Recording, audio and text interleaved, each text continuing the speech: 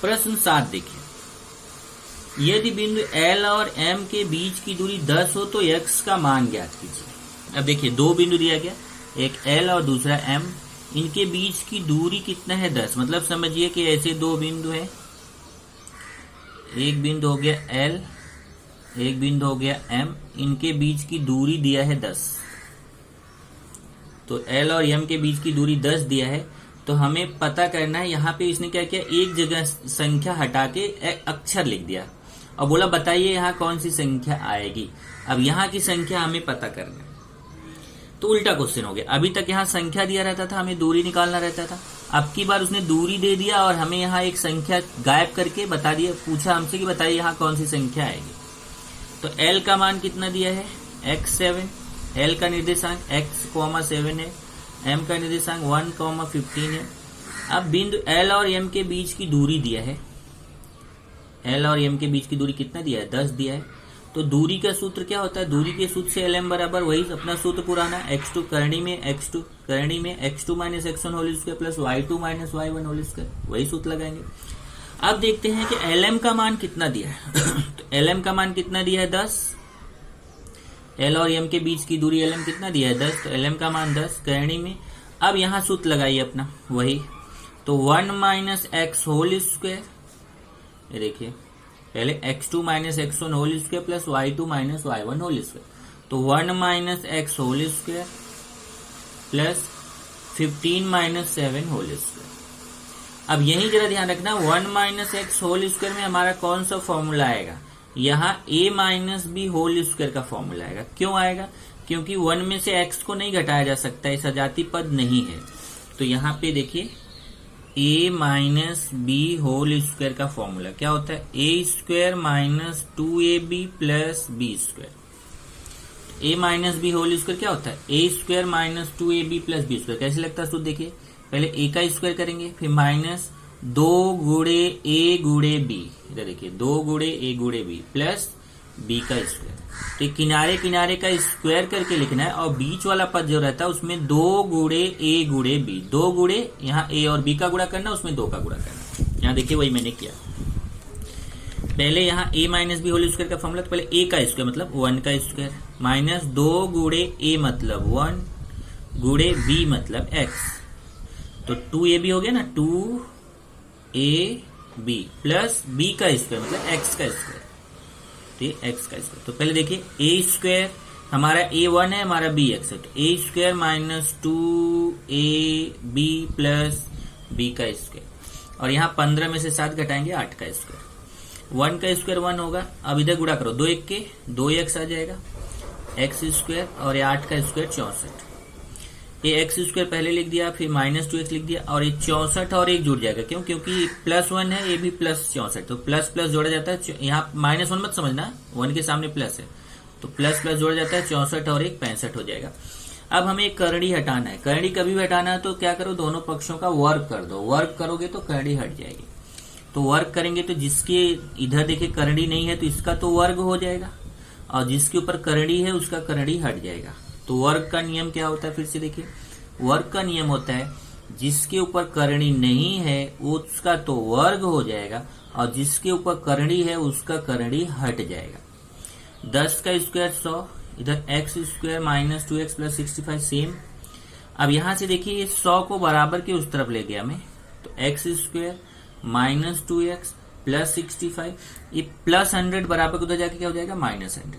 तो देखिए ये तीनों वैसे ही लिखा, और ये प्लस 100 बराबर उधर जाके क्या हो जाएगा, माइनस 100। अब बराबर किधर कुछ नहीं बचेगा, मतलब 0। अब ये सजाती पद है, संख्या संख्या, तो प्लस माइनस घटता है बड़ी संख्या का चिन्ह। 100 में से 65 घटाएंगे तो कितना आएगा, 35। बड़ी संख्या के सामने माइनस है तो माइनस। फिर अब इसका गुणनखंड करेंगे, फिर से देखिए 100 में से 65 घटाया 35, बड़ी संख्या के सामने माइनस।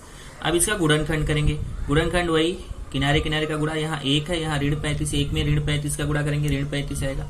बीच वाली संख्या कौन सा है, -2। अब दो ऐसी संख्या गुणा करने पे 35, जोड़ने या घटाने पे 2, तो 7 और 5 लेंगे, 7 × 5 = 35, 7 में से 5 गया 2, 7 का 5 में गुणा 7 × 5 = 35, और 7 में से 5 घटाएंगे तो 2। बड़ी संख्या जो 7 है उसके सामने तो हम बीच वाला चिन्ह लगाएंगे। बीच वाला चिन्ह कौन सा, माइनस, और छोटी संख्या जो 5 है उसके सामने ये माइनस माइनस का गुणा करेंगे, तो माइनस माइनस का गुणा क्या होगा, प्लस। तो यहाँ पे देखिए किनारे वाला पद ऐसे लिखेंगे एक्स स्क्वायर, और 35 को ऐसे लिखेंगे। केवल जो बीच वाला पद है उसको 2x को हटा देंगे, -2x को हटा के लिखेंगे -7x + 5x, क्योंकि ये -2 के 2 पार्ट हो गए, तो ये -2x को हटा के वहां लिखेंगे -7x + 5x। अब जो ऊपर 3 पद था वो 4 पद हो गए, 1 2 3 4। गुणनखंड विधि कर रहे हैं, ध्यान रखना। तो ये 2 को 7, ये 2 को 7। नहीं तो आप सोचोगे कि मैथ्स 2 में गुणनखंड कहाँ से आ गया, तो ध्यान रखिए मैथ्स में जहां जैसी जरूरत पड़ेगी वो वहां वो चीज आ जाएगी। तो गुणनखंड विधि हम यहाँ पे कर रहे हैं। यहाँ देखिए ये 2 को 7 में ले लिया, ये 2 को 7 में, ये 2 को 7 में। यहाँ x कॉमन रहेगा, x का भाग यहाँ, x का भाग यहाँ x का भाग देंगे तो x बचेगा, यहाँ x का भाग देंगे तो 7 बचेगा। 5 का भाग 35 में जाता है तो 5 कॉमन हो गया, यहाँ 5 का भाग देंगे तो 5 कटेगा, x बचेगा। यहाँ 5 का भाग देंगे तो 5 7 35, 7 आएगा। अब x - 7 कॉमन हो गया, तो बचेगा कितना, x + 5। एक बार x - 7 को 0 करेंगे, एक बार x + 5 को 0 करेंगे। ये -7 बराबर इधर आएगा तो +7 हो जाएगा, ये +5 इधर आएगा तो -5 हो जाएगा। तो -7 इधर आके +7, +5 बराबर इधर आके -5। तो x के 2 मान आ गए, x = 7, x = -5। तो यही आप, उसने क्या पूछा था, x का मान ज्ञात कीजिए। बोला क्वेश्चन क्या बोला, x का मान ज्ञात कीजिए। तो हमने x का मान ज्ञात कर लिया। x के 2 मान प्राप्त हो गए, 7 और -5।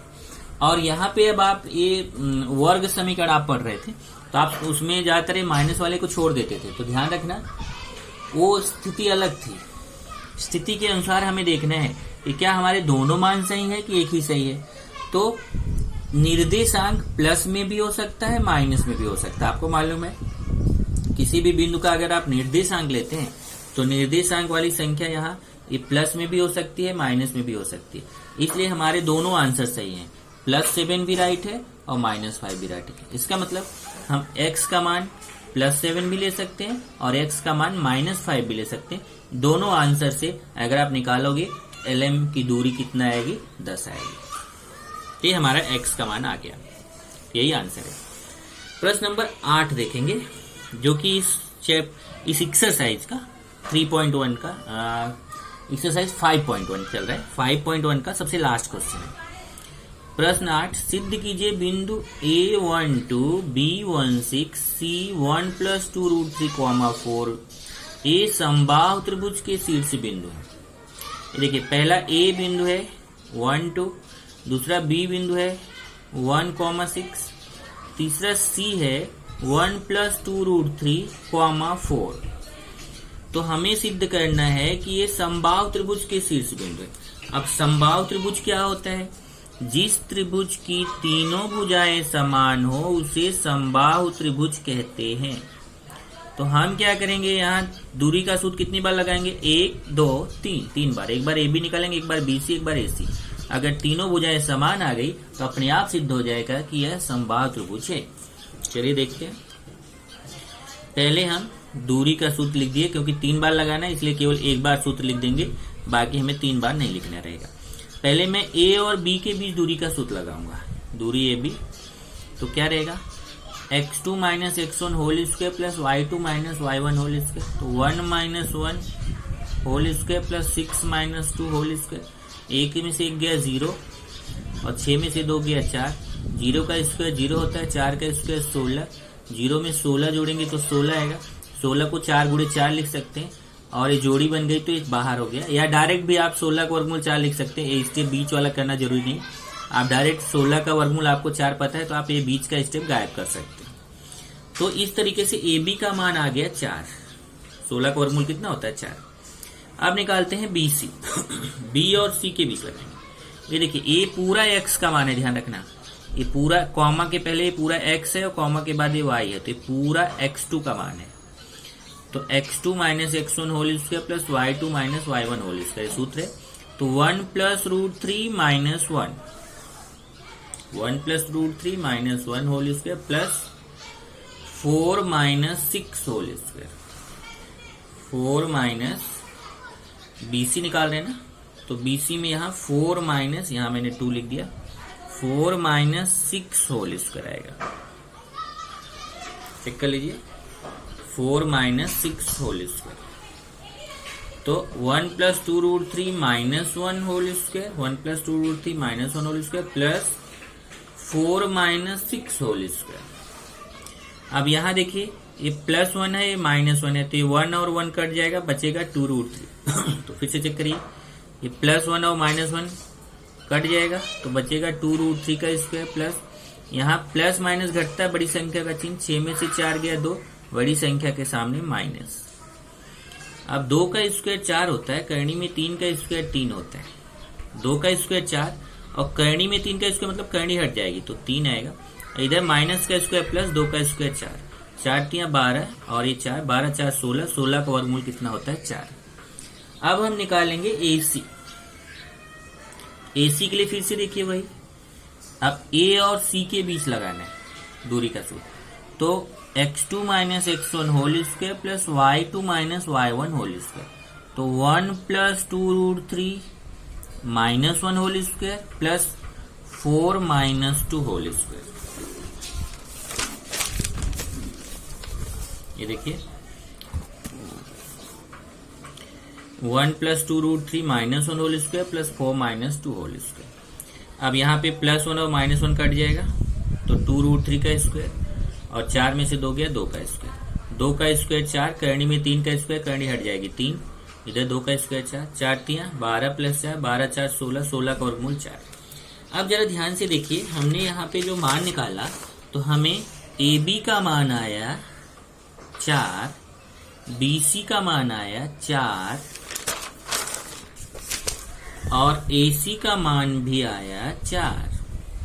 AB BC AC तीनों त्रिभुज की तीनों भुजाएं समान आ गई, और जब त्रिभुज ABC की तीनों भुजाएं समान हो गई, तो यह त्रिभुज कैसा त्रिभुज हो गया? समबाहु त्रिभुज हो गया। तो उत्तर हो, आप जानते हैं ना, जिस त्रिभुज की तीनों भुजाएं समान हो उसे क्या बोलते हैं? समबाहु त्रिभुज। तो भुजा AB का मान भी 4 आ गया, भुजा BC का मान भी 4 आ गया, भुजा AC का मान भी 4 आ गया, तीनों भुजाओं की लंबाई समान आ गई। तो त्रिभुज ABC की तीनों भुजाएं समान है, इसलिए त्रिभुज ABC समबाहु त्रिभुज है। तो उत्तर हो गया ABC समबाहु त्रिभुज के शीर्ष बिंदु हैं। यहां से आपका ये एक्सरसाइज खत्म हो जाता है।